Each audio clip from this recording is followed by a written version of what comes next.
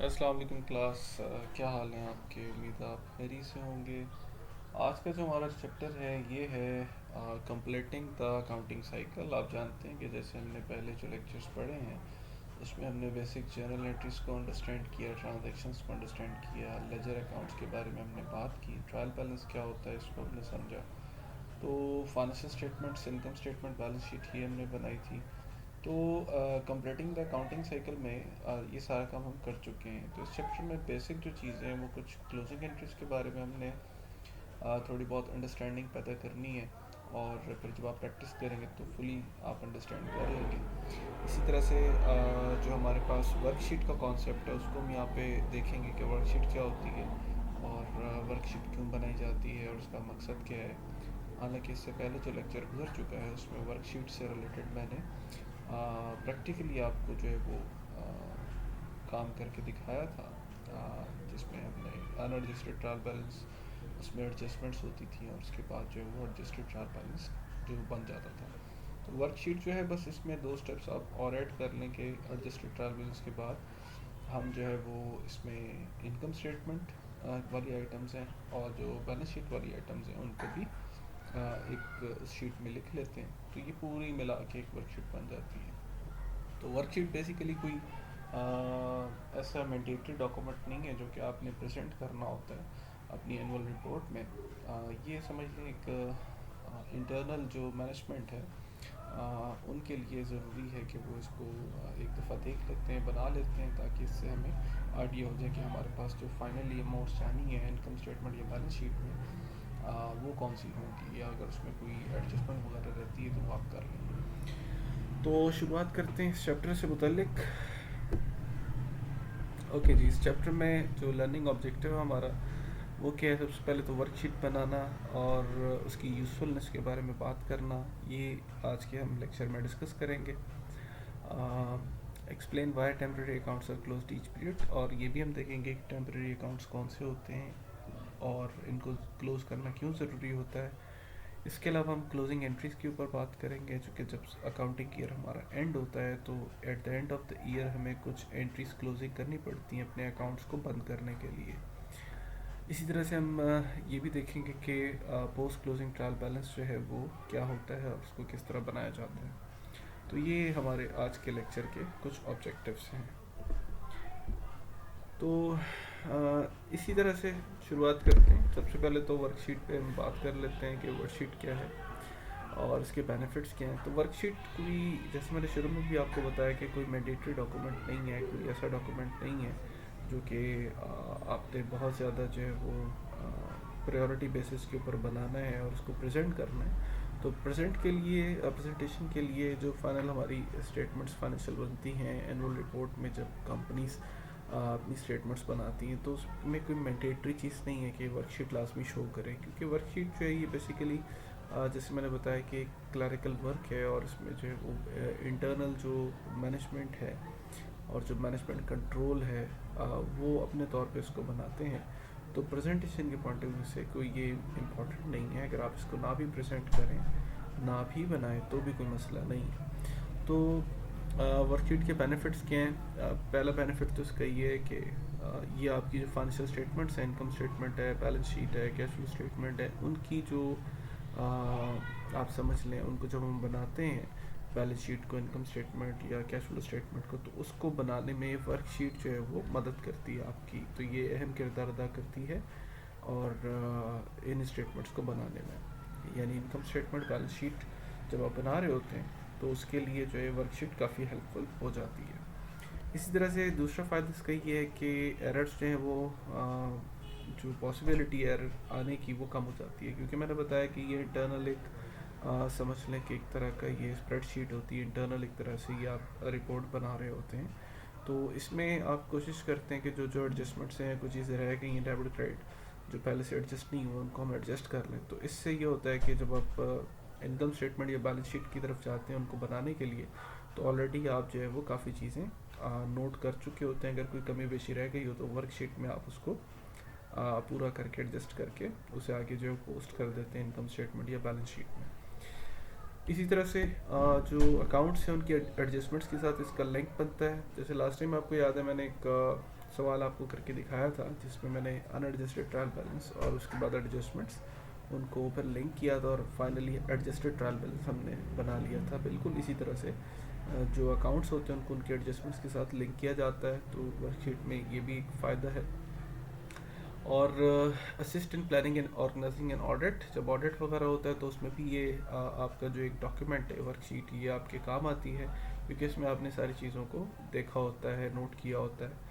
और इसी तरह से इंटरिम फाइनेंशियल स्टेटमेंट्स, ये इंटरिम फाइनेंशियल स्टेटमेंट्स का मतलब है कि अगर आप 6 मंथ्स बाद कोई फाइनेंशियल स्टेटमेंट बना रहे हैं या मिड ऑफ द ईयर आप कोई फाइनेंशियल स्टेटमेंट बना रहे हैं तो उसके लिए भी आपको जो है वो हेल्पफुल इंफॉर्मेशन प्रोवाइड करती है। और जो प्रपोज ट्रांजेक्शन है आपकी जो फ्यूचर में होनी है, जैसे फॉर एग्जांपल आपने कस्टमर से पैसे रिसीव करने या किसी वेंडर को पेमेंट करनी है, उससे मुतालिक भी हम वर्कशीट में जो है वो बातें लिख लेते हैं। इन तमाम फ़ायदों के बाद भी जैसे कि मैंने आपसे कहा कि ये हमारी कोई रिक्वायर्ड रिपोर्ट नहीं है, यानी ये कोई ऐसी रिपोर्ट नहीं है जो बनाना बहुत ज़्यादा ज़रूरी है, जिसको प्रेजेंट करना बहुत ज़्यादा ज़रूरी है, कि आप अपनी आसानी के लिए वर्कशीट बना लेते हैं ताकि आपको फाइनेंशियल स्टेटमेंट्स यानी इनकम स्टेटमेंट और बैलेंस शीट बनाने में आसानी हो, बस इसके अलावा इसका कोई और फ़ायदा नहीं है। अच्छा जी, इसके बाद अगर हम बात करें तो ये एक वर्कशीट का सैंपल है। तो आपको पता है लास्ट टाइम भी हमने एक सवाल किया था, मैंने आपको यहाँ पर खुद ही करके लिखा था सवाल कि अनएडजस्टेड ट्रायल बैलेंस है हमारे पास, ठीक है। यानी अनएडजस्टेड ट्रायल बैलेंस का मतलब है कि इसमें जो कुछ वैल्यूज़ आपको दी गई हैं इसमें अभी एडजस्टमेंट्स नहीं हुई, ठीक है। और इसमें जब हम एडजस्टमेंट्स करते हैं डेबिट और क्रेडिट, उसके बाद फिर एक फाइनल ट्रायल बैलेंस हमारे पास नज़र आता है, तो ये अनएडजस्टेड ट्रायल बैलेंस है। इसी तरह से अगर हम एडजस्टमेंट्स को देखें तो ये देखिए एडजस्टमेंट्स आ रही हैं। फॉर एग्जांपल जैसे अकाउंट रिसीवेबल है, पहले से शो नहीं हो रहे थे, ये एडजस्टमेंट आ गई, ठीक है। यानी अकाउंट रिसीवेबल 1800 के हैं। अब जाहिर है कि जब आप एडजस्टेड ट्रायल बैलेंस में जाएंगे तो अकाउंट रिसीवेबल में पहले तो कुछ शो नहीं हो रहा था, लेकिन अब 1800 चूँकि एडजस्टमेंट में आ गया तो यहाँ पे शो हो जाएगा। जैसे मैं आपको दिखाता हूँ तो ये देखिए 1800 शो हो गया, ठीक है। इसी तरह से यहाँ पे अगर आप नोट करें अनएडजस्टेड ट्रायल बैलेंस में सप्लाईज 9720 की इन्वेंट्री शो कर रही है, ठीक है। तो एडजस्टमेंट में आप देखें तो क्रेडिट 1050 है, यानी ये कंज्यूम कर ली होंगी आपने, तो इसका मतलब ये आपके पास जो है वो अमाउंट क्रेडिट हो गई। तो फाइनल बैलेंस कितना बचेगा आपका 9720 माइनस 1050, दैट इज़ 8670। सो ये हमने लास्ट टाइम भी इसको अटेम्प्ट किया था, बनाया था। आप पिछले लेक्चर को अगर सुनेंगे तो उसमें भी आपको ये मैंने आप सुनेंगे कि हमने इसको सवाल को पूरा अटेम्प्ट किया हुआ। तो इस तरह से ये जो अनएडजस्टेड ट्रायल बैलेंस होता है इसमें जब आप एडजस्टमेंट्स करते हैं तो फिर आपके पास फाइनली एडजस्टेड ट्रायल बैलेंस जो है वो सामने आ जाता है। यहाँ तक तो काम हमने किया था। अब वर्कशीट में क्या होता है कि इसके आगे भी एक दो कॉलम्स हम बना लेते हैं, जैसे इनकम स्टेटमेंट वाली आइटम्स जो आनी है वो बना ली, ठीक है। बैलेंस शीट वाली आइटम्स आनी है वो भी हमने बना लिया। तो ये एक तरह का रफ शीट होती है जो कि आप अपनी आसानी के लिए बनाते हैं, ताकि अगर कोई कमी पेशी रह गई, एडजस्टमेंट्स कोई लिखने वाली रह गई, उनको लिख के तो फिर फाइनली हम इनकम स्टेटमेंट या बैलेंस शीट को प्रिपेयर करें ताकि उनमें गलती जो है उसका एहतमाल ना हो। अच्छा जी, तो इट लुक लाइक्स दैट, ठीक है। तो जैसे अब देखें income statement, adjusted trial balance के आगे इनकम स्टेटमेंट। इनकम स्टेटमेंट आपको पता ही है, जैसे लास्ट टाइम भी हमने बात की थी कि जो सेल्स होती हैं, कॉस्ट ऑफ सेल्स होती हैं, ठीक है, उसको माइनस करते हैं, ग्रॉस प्रॉफिट आता है, फिर फर्दर एक्सपेंसेस माइनस करते हैं तो आपके पास नेट प्रॉफिट आता है। तो बिल्कुल इसी तरह से यहाँ पे आप देखें कि हमारे पास जो कंसल्टिंग रेवेन्यू है, ठीक है, आपको पता है हम इनकम स्टेटमेंट में लिखते हैं। अगर फर्दर इसमें कोई एडजस्टमेंट होती है तो हम इसमें ऐड कर लेंगे, जैसे एरियर कंसल्टिंग रेवेन्यू तो इसमें ऐड हो जाएगा। Rental revenue 300 adjusted trial balance का, तो यहाँ पे देखिए इनकम स्टेटमेंट में इसको हमने लेके जाना है। एक्सपेंसेस जितने भी होते हैं ये एडजस्टेड ट्रायल बैलेंस के सारे आप कहाँ लेके जाते हैं, इनकम स्टेटमेंट में। और जहाँ तक बैलेंस शीट की बात है तो उसमें एसेट्स और लायबिलिटीज़ को लेके जाते हैं, जैसे हमने लास्ट टाइम डिस्कस किया था। तो यहाँ पे अगर आप देखें तो ये जो टोटल आपके पास अमाउंट आ रही है, जैसे ये चूँकि सारे खर्चे हैं, अखराजात हैं, तो ये सारे अखराजात का टोटल कर लें तो ये आएगा। तो ये हमें पता लग जाता है कि टोटल एक्सपेंसेस जो हैं ये बनने हैं और टोटल इनकम हमारी कितनी है ये है। तो इसका मतलब टोटल रेवेन्यू में से जब टोटल एक्सपेंस माइनस करते हैं तो this is your gross profit 3785। और आप जानते हैं कि इसको हम फिर बैलेंस शीट में लेके जाते हैं, इक्विटी में कैपिटल जो होता है इक्विटी उसमें ले जाके ऐड करवाते हैं। तो ये काम हमने लास्ट टाइम किया। तो वर्कशीट में जस्ट हमने क्या करना होता है, इसको एक दफ़ा हम लिख लेते हैं ताकि जो है वो हमें आइडिया रहे कि हाँ ये अमाउंट्स बननी है, हमारी इनकम ये बनेगी, जो इनकम स्टेटमेंट में शो होगी, एक्सपेंसेस का टोटल इनकम स्टेटमेंट में ये शो होगा, और इनकम और इनकम स्टेटमेंट के मुताबिक हमारा प्रॉफिट ये शो होगा 3785, ठीक है। सो ये एक रफ डॉक्यूमेंट है और इसमें हम जस्ट स्टार्टिंग में आप जैसे फाइनल जो आपने स्टेटमेंट्स बनानी होती है, इनकम स्टेटमेंट, बैलेंस शीट, उसको बनाने से पहले बस इसको हम बना लेते हैं और जहाँ जहाँ जो अमाउंट्स आनी वो लिख देते हैं। वाल ये कुछ ज़रूरी नहीं है। ओके जी, तो फाइनेंशियल स्टेटमेंट्स में अगर हम बात करें तो ये लास्ट टाइम हमने डिस्कस किया था लेक्चर में, आपको याद होगा हम इसको कर रहे थे। इनकम स्टेटमेंट हमने बनाई थी। इनकम स्टेटमेंट जैसे कि रेवेन्यूज़ हैं, ठीक है, कंसल्टिंग रेवेन्यू आपके पास, रेंटल रेवेन्यू है, इन दोनों रेवेन्यूज़ को ऐड कर लें, टोटल इनकम आ जाएगी 8150। और ऑपरेटिंग एक्सपेंस जितने भी आपके खर्चे हुए हैं बिजनेस के, उन सबको आप इकट्ठा कर लें, वो ये खर्चा आ जाएगा। उसमें से जब इनकम में से खर्चों को माइनस करेंगे तो आपके पास प्रॉफिट आ जाएगा। तो यही चीज़ ये बेसिकली यहाँ पे शो हो रही थी, ये आप देख सकते हैं। तो इसके बाद अगर हम देखें इनकम स्टेटमेंट जो आपने बनाई है 3785 जिसका बैलेंस है, तो इसको हम कहाँ लेके जाते हैं? Statement of changes in owner equity, ये भी लास्ट टाइम हमने प्रैक्टिस किया था कि ये जो 3785 की नेट इनकम है इसको हम ऐड करवाते हैं कैपिटल में, ठीक है। सो कैपिटल जो होता है आपका, इसमें हम ऐड करवाते हैं नेट इनकम को, और कोई इन्वेस्टमेंट अगर उन्होंने मज़ीद की है, फ्रेश कैपिटल इंट्रोड्यूस करवाया, तो वो भी ऐड होता है। और इसके बाद जो विड्रॉल्स होती हैं, जो ड्राइंग्स की होती हैं, उन्होंने उसको माइनस कर देते हैं, तो ये क्लोजिंग कैपिटल हमारा कैलकुलेट हो जाता है। इस क्लोजिंग कैपिटल को आपने लेके जाना होता है बैलेंस शीट में, और इक्विटी वाले सेक्शन में आपने लिखना होता है। तो यहाँ पे देखें जैसे भी क्लोजिंग कैपिटल आया था, तो इसको हम लेके जाएंगे अब बैलेंस शीट में, और ये हमारे पास इक्विटी वाले सेक्शन में क्लोजिंग कैपिटल आ जाएगा, जिसमें नेट इनकम वगैरह और ड्राइंग्स एडजस्ट करके आपने लिखी हुई हैं। इससे रिलेटेड मैंने एक सवाल भी आपको दिया था असाइनमेंट बनाने के लिए। अच्छा जी, ये तो बात हो गई बैलेंस शीट, वही एसेट्स का टोटल है एक्युमुलेटेड डेप्रिसिएशन माइनस करने के बाद, और लायबिलिटीज़ का टोटल है। तो ये दोनों टोटल्स जो हैं वो एक जैसे होने चाहिए, ये हमने लास्ट टाइम भी बात की थी। ओके जी, अब बात करते हैं क्लोजिंग प्रोसेस के ऊपर, जो कि एक इम्पॉर्टेंट टॉपिक है, और उसकी वजह ये क्योंकि ये जो भी हम बात करते हैं वर्कशीट से रिलेटेड और फाइनेंशियल स्टेटमेंट्स, इनको हम लास्ट लेक्चर में देख चुके हैं। इसका मतलब फाइनेंशियल स्टेटमेंट्स कैसे बनती हैं और कैसे आप इसको जो है वो यहाँ पे पोस्ट करेंगे।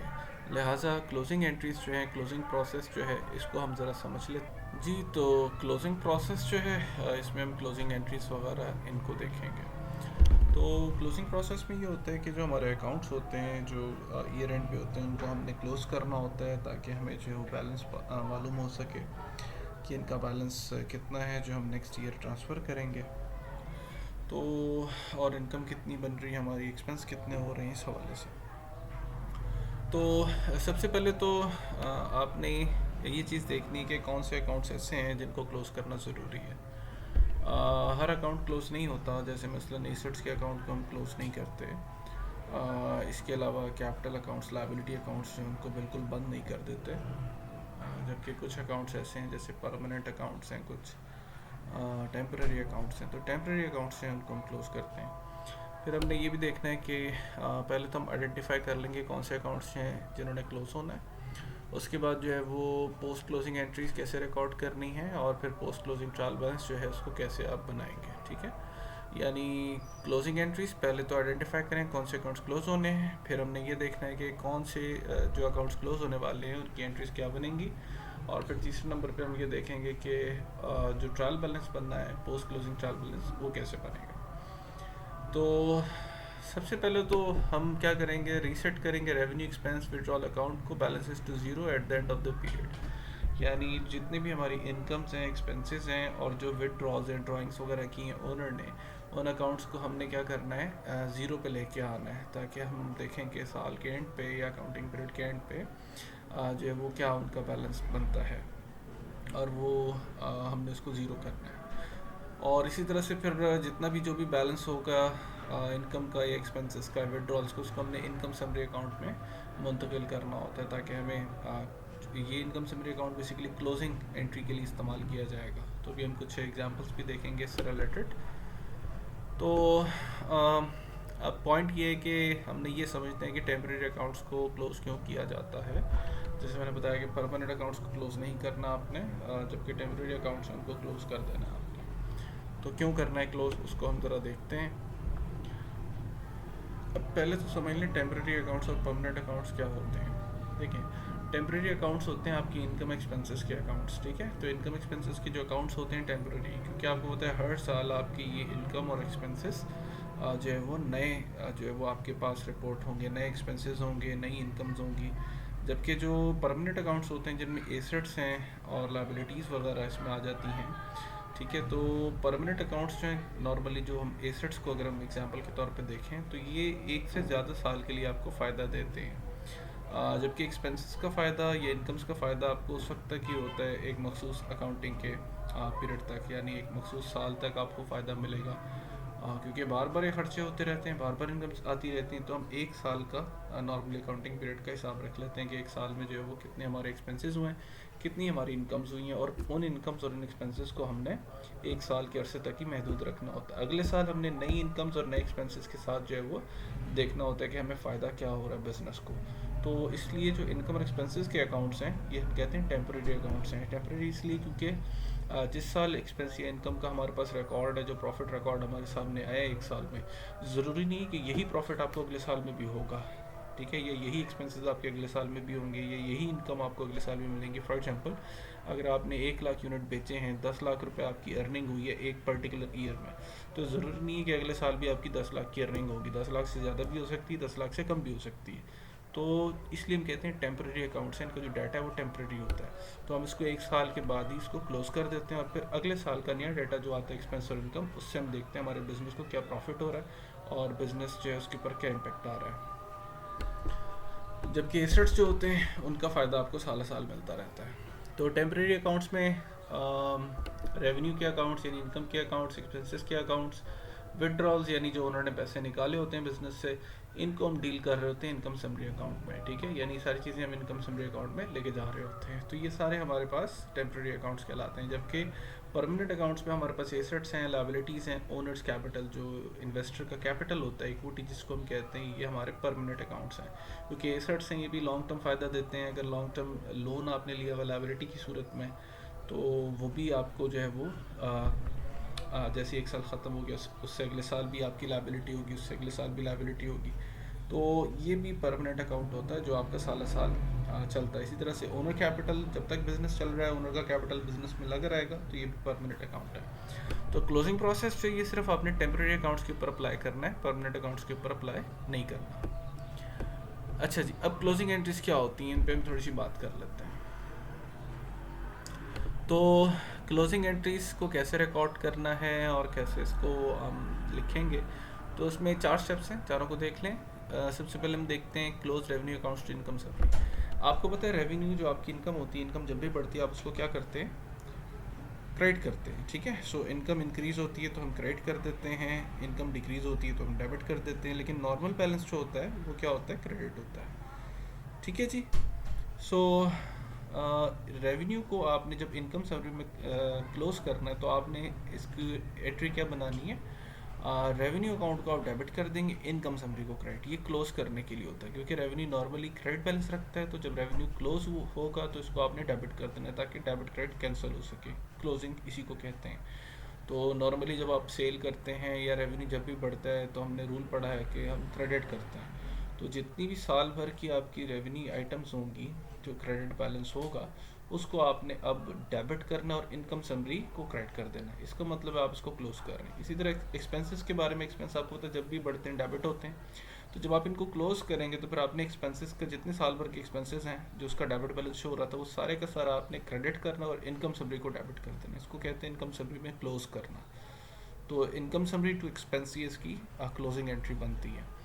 इस तरह से इनकम समरी को ओनर्स कैपिटल अकाउंट में क्लोज करना होता है आपने। अब इनकम समरी जो भी है, मसला अगर आपके पास नेट गेन आ रहा है या लॉस आ रहा है, अगर गेन आ रहा है तो इनकम समरी को आप क्या करेंगे, डेबिट और ओनर कैपिटल को क्रेडिट, क्योंकि कैपिटल में ऐड हो जाती है। इसी तरह से closing of withdrawals to owner capital है। विड्रॉल्स जो हैं आपको तो ड्राइंग्स होती हैं, इनसे हमारा ओनर कैपिटल कम होता है, तो जितनी भी हमारे विड्रॉल्स हैं उनको हम ओनर कैपिटल में एडजस्ट करते हैं। तो अभी 1 बाय 1 को एंट्रीज को हम देखते हैं ताकि आप क्लियरली अंडरस्टैंड कर लें क्या होता है। तो ये एक लेजर अकाउंट बना के एक एग्जांपल है, इसको ज़रा समझ लें क्लोजिंग प्रोसेस की। अब आप एज्यूम करें कि ये आपके एक्सपेंस है, एक्सपेंस का अकाउंट अलर्ट से आपको पता है एक्सपेंस अकाउंट है तो एक्सपेंस डेबिट होगा, डेबिट साइड पे अमाउंट लिखी हुई है, ठीक है, तो जब आप इस एक्सपेंस को क्लोज करेंगे, क्योंकि अब इसका 10,000 बैलेंस है एक्सपेंस अकाउंट का और डेबिट बैलेंस है, क्योंकि डेबिट साइड बड़ी है, क्रेडिट पे कुछ भी नहीं है, तो डेबिट बैलेंस ही आएगा ऑफ कोर्स। तो एक्सपेंस अकाउंट का चूंकि डेबिट बैलेंस है, जब आप इसको क्लोज करेंगे तो आपने इनकम समरी में इसको इस अकाउंट में लेके जाना है, इनकम समरी अकाउंट में, ठीक है। तो अभी मैंने आपसे कहा कि जब एक्सपेंस आप क्लोज करते हैं एक्सपेंस डेबिट होता है, लेकिन आप जब इसको क्लोज करेंगे तो इनकम समरी में कहाँ लेके जाएंगे, नॉर्मली इसकी एंट्री में क्या बनाएंगे, एक्सपेंस अकाउंट क्रेडिट कर देंगे और इनकम समरी डेबिट। तो ये यहाँ डेबिट साइड पे आएगा इनकम समरी में एक्सपेंस अकाउंट का बैलेंस, क्योंकि जब आप जर्नल एंट्री देखते हैं, जर्नल एंट्री हमने अभी डिस्कस की है कि एक्सपेंस को जब आप क्लोज करेंगे इनकम समरी में, तो इनकम समरी को डेबिट करना और एक्सपेंस को क्रेडिट करना है। तो इनकम समरी डेबिट हो रही, तो डेबिट साइड पे आके एक्सपेंस आपने लिखना है 10,000 से, जो कि क्लोजिंग है, ठीक है। तो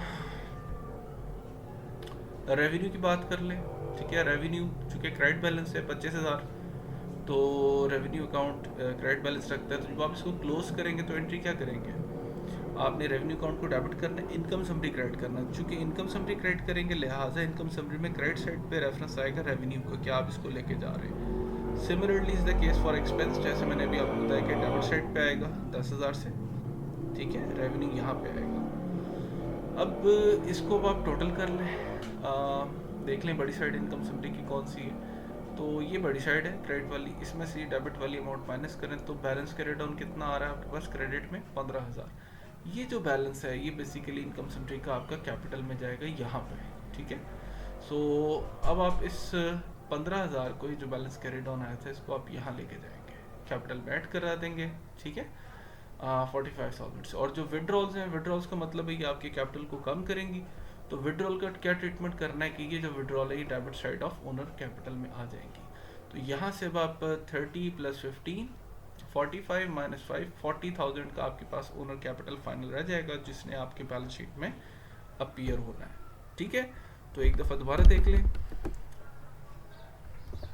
सबसे पहले हमने डिस्कशन की है कि आपका जो एक्सपेंस है, ठीक है, एक्सपेंस जो हमारा अकाउंट है, इसने जाहिर है कि जब आप इसको इनकम समरी में लेके जाएंगे तो एंट्री मैंने क्या बोली थी आपको कि आपने इनकम समरी डेबिट करना, एक्सपेंस को क्रेडिट करना। तो चूंकि इनकम समरी डेबिट है, डेबिट साइड पे आ जाएंगे, डेबिट साइड है आपके पास, ठीक है। और यहाँ पे 10,000 लिख के एक्सपेंस का नाम लिख देना है। और उसके बाद अगर रेवेन्यू की बात करें तो रेवेन्यू में क्या होगा कि चूँकि क्रेडिट बैलेंस है रेवेन्यू का, तो जब आप इसको क्लोज करेंगे तो एंट्री क्या करेंगे, revenue account debit, income summary credit. तो इनकम समरी चूँकि क्रेडिट हो रही, तो क्रेडिट साइड पर आप इस रेवेन्यू की अमाउंट को लेके आएंगे 25,000 को, ठीक है। तो ये इसकी एंट्री एक्सपेंस की यहाँ आ गई और बैलेंस आपके पास कितना आ गया, 15,000, यानी 25 में से 10 निकालेंगे। इनकम समरी का नेट जो क्रेडिट बैलेंस है 15,000 है, ये आप लेके जाएंगे कैपिटल में, यानी आप एंट्रीज की क्या करेंगे, income summary debit, capital account credit, यानी ओनर्स कैपिटल क्रेडिट। तो इसका मतलब 15,000 जब इधर जाएगा तो ये अमाउंट आपकी ऐड हो जाएगी, 45,000 टोटल बन जाएगा। और विड्रॉल्स को अगर एडजस्ट करना है तो ये कैपिटल कम करते हैं, तो ये आपके ओनर कैपिटल की डेबिट साइड पे आएंगे। तो इस तरह से 30 + 15 45 - 5 40,000 आपका क्लोजिंग कैपिटल है, इसको आप बैलेंस शीट में लेके जाएंगे, ठीक हो गया। ये तो था थ्रू लेजर अकाउंट। अब इसकी जर्नल एंट्रीज भी हम देखेंगे। तो अब लेट से ये एडजस्टेड ट्रायल बैलेंस आपको दिया गया है और आपसे कहा जा रहा है कि अब आपने ना क्लोजिंग एंट्रीज करनी है। क्लोजिंग एंट्रीज जैसे भी मैंने बताया कि आप एक्सपेंसेस को टोटल बनाएंगे और जितना भी होगा उसको इनकम समरी को चार्ज करना है। तो एंट्री क्या करनी है, income summary debit, expense account credit. और रेवेन्यू अगर आप इनकम समरी में लेके जा रहे हैं टोटल साल भर का, तो फिर एंट्री क्या करेंगे, revenue account debit, income summary account credit. तो हम देखते हैं इसको। यहाँ पे अगर आप इस ट्रायल बैलेंस को देखें तो ये जितने भी आपको नज़र आ रहे हैं, ये सारी अमाउंट्स, ये सारे एक्सपेंसेस हैं आपके, ठीक है। तो अगर मैं चाहता हूँ मैं इन सारी एक्सपेंसेस की अमाउंट को क्लोज करूँ इनकम समरी में, तो मैं एंट्री क्या करूँगा, इनकम समरी डेबिट और ये सारे एक्सपेंस क्रेडिट। और इनकम्स कौन सी मेरे पास दो हैं, कंसल्टिंग रेवेन्यू और रेंटल रेवेन्यू। तो इन दो इनकम्स, ये साल भर की इनकम्स है मेरी, तो इन दोनों को अगर मैंने क्लोज करना है तो फिर मैं एंट्री क्या करूँगा, रेवेन्यू अकाउंट, यानी ये दो रेवेन्यू अकाउंट्स डेबिट करूँगा और इनकम समरी को क्रेडिट करूँगा। तो हम देखते हैं इसको। So closing revenue accounts to income summary. अब हम ये रेवेन्यू अकाउंट्स को इनकम समरी में क्लोज करने रहे। तो रेवेन्यू देखें जो हाईलाइट हुए हैं दो ही हैं सिर्फ, इनको अब हम क्या कर रहे हैं, इनकम समरी में क्लोज करने लगे। तो कैसे क्लोज करेंगे, देखें एंट्री क्या बनेगी, जैसे मैंने बताया रेवेन्यू अकाउंट को डेबिट करना है, इनकम समरी क्रेडिट, तो दो रेवेन्यूज़ हैं, एक 7850 से एक 300 से, दोनों को डेबिट करते हैं और इनका टोटल बनाए तो कितनी इनकम बनती है 8150, ये इनकम समरी में क्रेडिट। तो ये इसकी जनरल एंट्री बनेगी, ठीक है, जब आप रेवेन्यू अकाउंट को क्लोज करेंगे। अब इसका लेजर कैसे नजर आएगा आपको कि कंसल्टिंग रेवेन्यू ज़ा रहा है 7850 से क्रेडिट था, एक तो ये अमाउंट लेके जा रहे हैं इनकम समरी में, ठीक है, और जो रेंटल रेवेन्यू ये भी क्रेडिट था, एक ये भी अमाउंट आप लेके जा रहे हैं इनकम समरी में क्रेडिट साइड पे। क्रेडिट साइड पे क्यों लेके जा रहे हैं, दोबारा देख लें एंट्री को। हमने एंट्री क्या की थी, कंसल्टिंग रेवेन्यूज को डेबिट किया क्लोज करने के लिए, क्लोजिंग एंट्री है, ठीक है, और इनकम समरी को क्या किया, क्रेडिट। तो इनकम समरी क्रेडिट हो रहा है ना, तो अब यहाँ पे देखें ये जो कंसल्टिंग रेवेन्यू है, रेंटल रेवेन्यू, दोनों आप क्रेडिट कर रहे हैं टूवर्ड्स इनकम समरी। तो इनकम समरी क्रेडिट हो रहा है, इनकम समरी अकाउंट की क्रेडिट साइड पे इन दोनों को आपने लेके जाना है, आप इन दोनों को लिखेंगे यहाँ पे, ठीक है। तो अब बात करते हैं एक्सपेंस को क्लोज करने के हवाले से। तो एक्सपेंस कौन कौन से हैं जो हाईलाइट हुए हैं, सारे एक्सपेंस हैं आपके। तो अब आप इन एक्सपेंसेस को इनकम समरी में क्लोज करने जा रहे हैं। तो मैंने आपको एक जनरल एंट्री बताई थी कि जब आप क्लोजिंग करते हैं एक्सपेंस को इनकम समरी में, तो आप एंट्री क्या करते हैं कि जितने भी आपके एक्सपेंस हैं, ठीक है, जो आपको पता है नेचर वाइज डेबिट होते हैं, जब आप इनको क्लोज करते हैं तो इन एक्सपेंसेस को आपने क्रेडिट कर देना और इनकम समरी को क्या कर लेना है, डेबिट कर लेना है। तो इसकी जनरल एंट्री देखें, जितने एक्सपेंसेस सारे क्रेडिट हो गए और इनका टोटल बना के इनकम समरी को डेबिट कर दिया हमने, ठीक हो गया।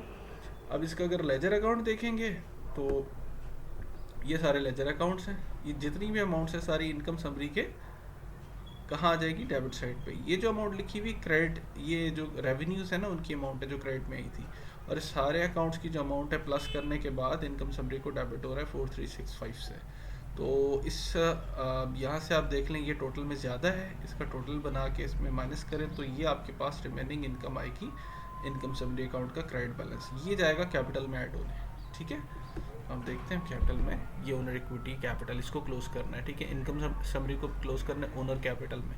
तो इनकम समरी का बैलेंस कितना आया हुआ है, क्रेडिट 3785, इसको आप ले जाके कैपिटल में क्या कर देंगे, क्लोज। अब इसकी एंट्री क्या बनाएंगे आप, इसकी एंट्री बनेगी जब आप इसको पोस्ट करेंगे तो capital account credit, income summary account debit, ठीक है। तो हम इसको कैसे लिखेंगे, यहाँ पे आप देखिएगा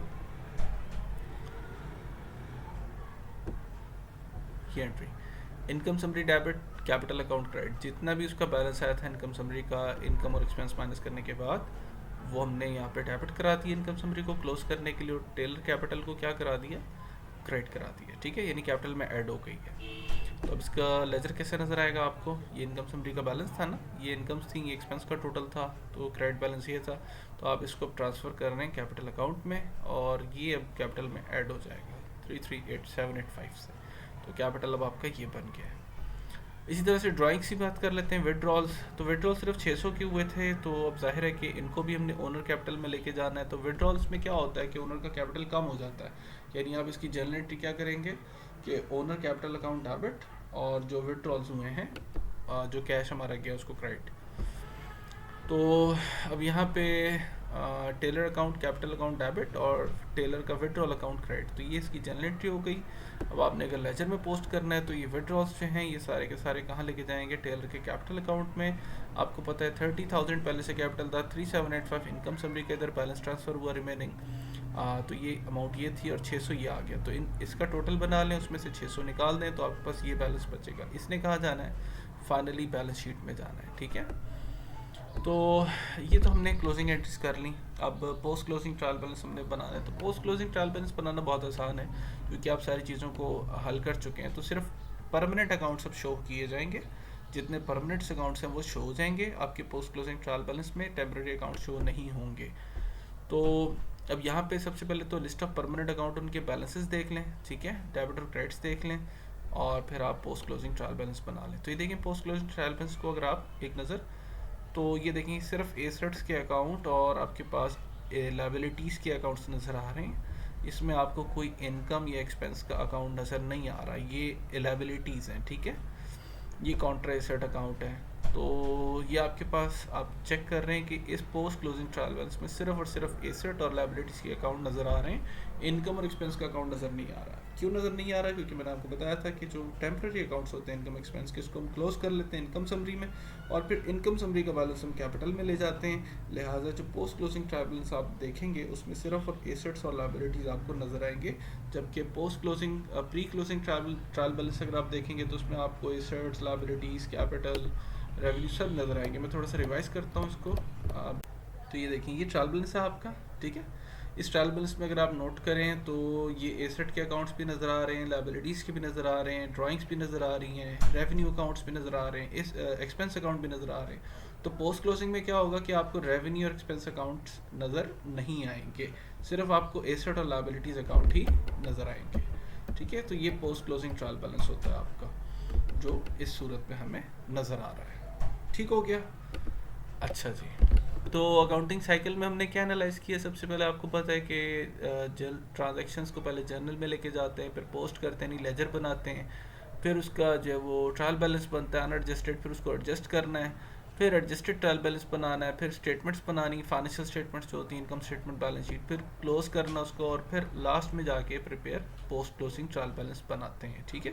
तो ये पूरा एक एक्सपेंडेड अकाउंटिंग साइकिल है। वैसे अकाउंटिंग साइकिल आपको पता है हमारे पास जो है वो ट्रायल बैलेंस के बाद फाइनेंशियल स्टेटमेंट्स होता है और यहाँ तक कंप्लीट होता है, लेकिन जो पूरा प्रोसेस अभी हमने देखा उसमें क्या होता है कि जो अनएडजस्टेड ट्रायल बैलेंस होता है उसको एडजस्टमेंट्स अगर कोई हो तो एडजस्ट किया जाता है, फिर एडजस्टेड ट्रायल बैलेंस बनता है और फाइनेंशियल स्टेटमेंट्स बनती हैं, फिर उनकी क्लोजिंग एंट्रीज होती हैं जो भी हमने की, और फिर उसके बाद पोस्ट क्लोजिंग ट्रायल बैलेंस बनाया जाता है। तो ये पूरा एक एक्सपेंडेड मॉडिफाइड अकाउंटिंग साइकिल आपके पास मौजूद है।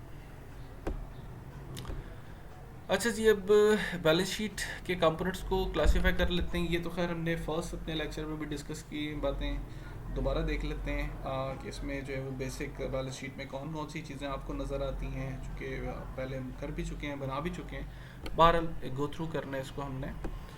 तो बैलेंस शीट में आपको पता है दो आपके पास साइड्स होती हैं, एक एसेट की और एक लायबिलिटीज़ और इक्विटी की, ठीक है। एसेट्स में आपके पास करंट एसेट और नॉन करंट एसेट्स आ जाते हैं। करंट एसेट मैंने एक्सप्लेन भी किया हुआ पहले, ऐसे एसेट्स जो आपको थोड़े अर्से के लिए फ़ायदा पहुंचाते हैं करंट एसेट्स हैं। नॉन करंट एसेट्स जो आपको लॉन्ग टर्म के लिए आने वाले कई सालों के लिए फ़ायदा पहुंचाते हैं। तो नॉन करंट एसेट्स में लॉन्ग टर्म इन्वेस्टमेंट्स हैं, प्लांट एसेट्स हैं, इंटेंजिबल एसेट्स हैं। इंटेंजिबल एसेट्स के बारे में मैं बता चुका हूँ कि ऐसे एसेट्स हैं जो कि आप देख नहीं सकते, टच नहीं कर सकते, लेकिन होते आपके एसेट हैं, आप महसूस कर सकते हैं इनको, जैसे कि गुडविल है, कॉपीराइट है, ट्रेडमार्क है, पेटेंट्स हैं, डिज़ाइंस हैं, ये सारे हमारे इंटेंजिबल एसेट्स हैं। तो ये मैंने लिखवाए हुए भी हैं, आप इसको फर्स्ट लेक्चर में अगर व्यू करें तो आपको नज़र आ जाएगा। और जिन स्टूडेंट्स के पास नहीं वो अपने फेलोज से जो है वो फर्स्ट लेक्चर जो है वो ले लें ताकि उसको वो देख लें।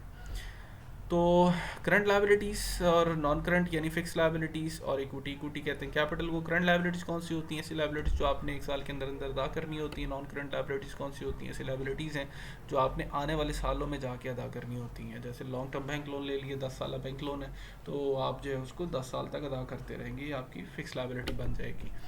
तो करंट आइटम्स जो हैं ज़ाहिर है कि जैसे मैंने बता दिया कि इनका जो फ़ायदा है वो आपको ज़्यादा अरसे के लिए नहीं होता, कम से कम एक अकाउंटिंग पीरियड तक इसका फ़ायदा आपको मिलता है। तो ऑपरेटिंग साइकिल क्या है? Basically operating cycle is the time spend from when cash is used to acquire goods and services until cash is received from the sale of those goods and services. Operating cycle से मुराद वही है कि cash जो है उसका cycle आपके business में कितना है। फॉर एग्जांपल जब आप चीज़ खरीद के लेके आते हैं तो कैश आपने दे दिया होता है, वो चीज़ें आपके पास इन्वेंट्री की सूरत में आती हैं और जब वो बिकती हैं फिर कैश आपके पास वापस आता है। तो दिस इज़ ऑपरेटिंग साइकिल कि कैश आपका जो है वो जब आप चीज़ें खरीदते हैं और जब बेचते हैं तो कितनी देर बाद जो है ना वो कैश रिवॉल्व होता है, कितनी देर बाद कैश जो है वो इन होता है आपके बिजनेस में। अब फॉर एग्जांपल अगर कैश बहुत देर बाद इन हो रहा है, फॉर एग्जांपल आपने 6 माह पहले एक परचेजिंग की थी और 6 माह बाद जो है वो आपकी वो सेल हुई है और 6 माह बाद कैश इन हुआ है, तो ऑपरेटिंग साइकिल जो डेज़ में वो बहुत ज़्यादा है, तो ये एक अच्छा साइन नहीं है। ऑपरेटिंग साइकिल जितना शॉर्ट हो जाए, जितनी जल्दी कैश जो है वो आपके बिजनेस में वापस आता है वो ज़्यादा बेहतर है, ठीक है। तो ऑपरेटिंग साइकिल सुपर मार्केट्स आ फ्यू वीक्स, यानी जो सुपर मार्केट होती है वो परचेजिंग इकट्ठी करके ले आते हैं और उसको बेचते हैं, तो कुछ हफ्तों में बेच लेते हैं वो। इस तरह जो कंस्ट्रक्शन कंपनी होती है जिसका काम है ब्रिजेस बनाना, बिल्डिंग्स बनाना, उनका जो सेवरल ईयर्स तक ऑपरेटिंग साइकिल जो चलता है, क्योंकि उनकी पेमेंट जो है वो काम मुकम्मल होने के बाद जो है वो आ रही होती है। तो ये डिपेंड करता है बिज़नेस टू बिज़नेस पे कि उनका ऑपरेटिंग साइकिल जो है वो उसकी लेंथ कितनी है। अच्छा जी, बैलेंस शीट को अगर हम देखें तो करंट एसेट्स जैसे मैंने बताया कि ये 1 साल के अंदर अंदर जो है वो आपको फ़ायदा देंगे। और ये 1 साल के अंदर अंदर बनते भी हैं, ख़त्म भी हो जाते हैं। जैसे फॉर एग्जांपल अकाउंट सिबल आपके एसेट्स होते हैं, डेटर्स जिसको हम कहते हैं। तो अगर डेटर्स आपको पैसा दे दे तो अकाउंट सिबल यानी करंट एसेट ख़त्म हो जाता है, फिर आप उधार पे सेल करेंगे, फिर आपके डेटर्स बन जाएंगे। तो ये जो करंट एसेट्स होते हैं इनकी मैंने मिसालें भी आपको दी हुई हैं, ये यहाँ पे लिखा हुआ है, ये करंट एसेट्स होते हैं आपके। ठीक है, तो एक ईयर या एक अकाउंटिंग पीरियड के अंदर अंदर इनका आपको फ़ायदा होता है। इसी तरह से अगर हम बात करें लॉन्ग टर्म इन्वेस्टमेंट्स की, तो इसका फ़ायदा आपको ज़्यादा अरसे के लिए होता है, आने वाले सालों के लिए होता है। जैसे यहाँ पे नोट रिसीवेबल्स हैं, इन्वेस्टमेंट स्टॉक्स एंड बॉन्ड्स हैं, land held for future expansion है, लैंड आपने रखी हुई है कि मज़ीद अगर बिजनेस इस पर एक्सपेंड मैंने करना है, कोई कंस्ट्रक्शन करनी है, तो बिजनेस प्रेमिसेस बनाना है, बिल्डिंग बनानी है कोई, तो उसके लिए काम आ जाएगा। ठीक है, टोटल इन्वेस्टमेंट्स वगैरह हैं, तो ये आपको ज़्यादा लंबे अरसे के लिए फ़ायदा देते हैं। तो ये आपके फिक्स एसेट्स में जा सकते हैं लॉन्ग टर्म इन्वेस्टमेंट में। इसी तरह से प्लांट एसेट्स हैं, ये भी आपके जो फिक्स एसेट्स होते हैं, टेंजिबल एसेट्स होते हैं, जिनकी डेप्रिसिएशन होती है, जिनको आप देख सकते हैं, टच कर सकते हैं। तो ये सारे building, store equipment, plant assets, ये सारे आपके टेंजिबल फिक्स एसेट्स होते हैं। इसी तरह से अगर हम बात करें इंटेंजिबल एसेट्स की, तो इंटेंजिबल एसेट्स पहले भी हम पढ़ चुके हैं। ऐसे एसेट्स होते हैं जिनको आप देख नहीं सकते, टच नहीं कर सकते, फिजिकल फॉर्म नहीं होती इनकी, लेकिन आप इनको महसूस कर सकते हैं, जैसे कि गुडविल, कॉपीराइट्स, ट्रेडमार्क, ये सारे आपके इंटेंजिबल एसेट्स होते हैं। इस तरह से लाइबिलिटीज़ में आ जाए तो करंट लाइबिलिटी और जो नॉन करंट लाइबिलिटी उसमें हम आएंगे। करंट लाइबिलिटी वो होती है जो साल के अंदर अंदर आपने अदा करनी है, जैसे कि अकाउंट पेबल हैं जिनसे आपने उधार पे माल लिया था उनको पैसे देने हैं, वेजेस पेबल हैं जो वेजेस आपने अभी तक अदा नहीं की, नोट्स पेबल हैं। Current portion of long term liabilities हैं, फॉर एग्जांपल आपने बैंक लोन लिया हुआ 10 सालों के लिए, तो हर साल आप कुछ ना कुछ उसकी पेमेंट कर रहे हैं। तो जो करंट पोर्शन होता है आपका लॉन्ग टर्म लाइबिलिटीज़ का, वो भी करंट लाइबिलिटीज़ में आता है कि एक साल में आप कम से कम आपने इस लोन के अगेंस्ट इतनी पेमेंट ज़रूर करनी है। तो इसी तरह से अगर हम बात करें लॉन्ग टर्म लाइबिलिटीज़ की, तो लॉन्ग टर्म लाइबिलिटीज़ जो है वो ऑब्लिगेशन होती हैं जो आपने आने वाले सालों में जाके अदा करनी होती हैं। ठीक है, तो ये आपकी लॉन्ग टर्म लाइबिलिटीज़ या फिक्स लाइबिलिटीज़ भी बनती हैं। इक्विटी सिंपली आपके पास कैपिटल होता है, जो ओनर ने पैसे इन्वेस्ट किए हैं वो इक्विटी कहलाता है या कैपिटल कहलाता है। तो ये तो बात हो गई बैलेंस शीट के आइटम्स की, इनको हम पहले भी पढ़ चुके हैं, यहाँ पे दोबारा रिवाइज कर लिया। करंट रेशो देख लें, करंट रेशो क्या होती है। करंट रेशो बड़ा आसान है कैलकुलेट करना, यानी करंट एसेट्स जितने भी हैं टोटल उनका बना लें और उनको करंट लाइबिलिटीज़ पे डिवाइड कर दें। अब देखें कैसे होता है। जैसे ये बैलेंस शीट है ना आपकी, तो यहाँ पे अगर मैं आपको दिखाऊं एसेट्स, तो ये देखें ये आपके करंट एसेट्स हैं, ये वाले करंट एसेट्स यहाँ तक। ठीक है, टोटल करंट एसेट्स कितने 42,900 के, ये जितने भी करंट एसेट्स हैं इनका टोटल कर लिया वो टोटल करंट एसेट आ जाएंगे। इस तरह जो लाइबिलिटीज़ होती हैं करंट वाली, वो ये देखें ये करंट लाइबिलिटीज़ हैं, इनका टोटल भी बनाया हुआ 29,000। तो जो करंट एसेट्स हैं उनके टोटल को जब करंट लाइबिलिटीज़ के टोटल पे आप डिवाइड करते हैं ना, तो जो आंसर आता है उसको हम बोलते हैं वो करंट रेशो। ठीक है, सो करंट एसेट्स का total divide by current liabilities के टोटल के ऊपर, तो जो भी आंसर आ रहा है वो हमारी करंट रेशो होगी। अब ये याद रखिएगा कि करंट रेशो जो है ये 1 से ज़्यादा होनी चाहिए। ठीक है, अगर 1 से कम है तो इसका मतलब ये होता है कि आपकी जो पोजीशन है बिज़नेस की वो कोई इतनी अच्छी नहीं है, यानी अगर आज ही आपका बिज़नेस लिक्विडेट हो जाता है, बंद हो जाता है, तो आपके पास इतने पैसे भी नहीं है कि आप अपनी करंट लाइबिलिटी जो है वो पे ऑफ कर सकें, अगर 1 से कम आती करंट रेशो। और अगर 1 से ज़्यादा आती तो इसका मतलब है कि आपके जो करंट एसेट हैं वो सफिशेंट हैं आपकी करंट लाइबिलिटीज़ को मीट करने के लिए, यानी अगर बिज़नेस आज बंद भी होता है तो आपके इतने करंट एसेट ज़रूर हैं कि आप उनको बेच कर या उनसे पैसे रिकवर करके अपनी करंट लाइबिलिटीज़ को पे कर सकते हैं। और अगर ये आंसर 2 पे आ जाता है, यानी current asset divide by current liabilities, answer 2 आ जाता है, तो ये एक आइडियल करंट रेशो होती है जो कि 2:1 आइडियल समझी जाती है। बहुत ज़्यादा करंट रेशो होना भी नुकसानदेह, इसका मतलब आप उनको यूटिलाइज़ नहीं कर रहे अपने एसेट्स को, मज़ीद जो है उसको इन्वेस्ट नहीं कर रहे, यूटिलाइज प्रॉपरली नहीं कर रहे। तो बहरहाल 1 से अगर नीचे हो तो इसका मतलब है कि बिज़नेस की जो पोजीशन है रिगार्डिंग इट्स लिक्विडिटी वो सही नहीं है। अच्छा जी, तो अब कुछ बस ये चैप्टर हमारा एंड हो गया। एक्सरसाइज जो हैं वो मैं आपको बता देता हूँ। ठीक है, बुक से आपको बताता हूँ कि जो आपने प्रैक्टिस करनी है जो आज के लेक्चर से जुड़ी हुई हैं, इनको ज़रा हम देख लेते हैं। एक तो जो एक्सरसाइज आपने प्रैक्टिस करनी है ना वो है 4.4 एक्सरसाइज करेंगे, पेज 161 के ऊपर है। इसके अलावा एक्सरसाइज 4.7 आपने करनी है। ठीक है, एक्सरसाइज 4 बल्कि 4.3, एक्सरसाइज 4.3, एक्सरसाइज 4.4, ये दोनों पेज 161 पे मिलेंगी आपको बुक के। और एक्सरसाइज 4-7 ये आपको 162 पे मिलेगी, यानी अगले पेज पे मिलेगी आपको, ठीक है। तो दोबारा बता रहा हूँ, पेज 161 बुक का आपका है, ठीक है। इसके ऊपर जो है ना वो एक एक्सरसाइज है 4-3, 4-4, ये दो इधर हो गई। और पेज 162 के ऊपर एक्सरसाइज 4-7, तो ये आपने करनी एक्सरसाइज 4-7 आपकी करंट रेशो से तो ये जो क्वेश्चन है आपका 4.3 एक्सरसाइज, इसमें सिर्फ आपने क्या करना है कि एक ट्रायल बैलेंस आपको बना के दिया हुआ है। और जिस तरह भी मैंने एग्जांपल में आपको लेक्चर में बताया कि ट्रायल बैलेंस में हमने पहले देख लेना है इनकम्स हमारी कौन सी है, उनकी क्लोजिंग एंट्री करनी है इनकम समरी में।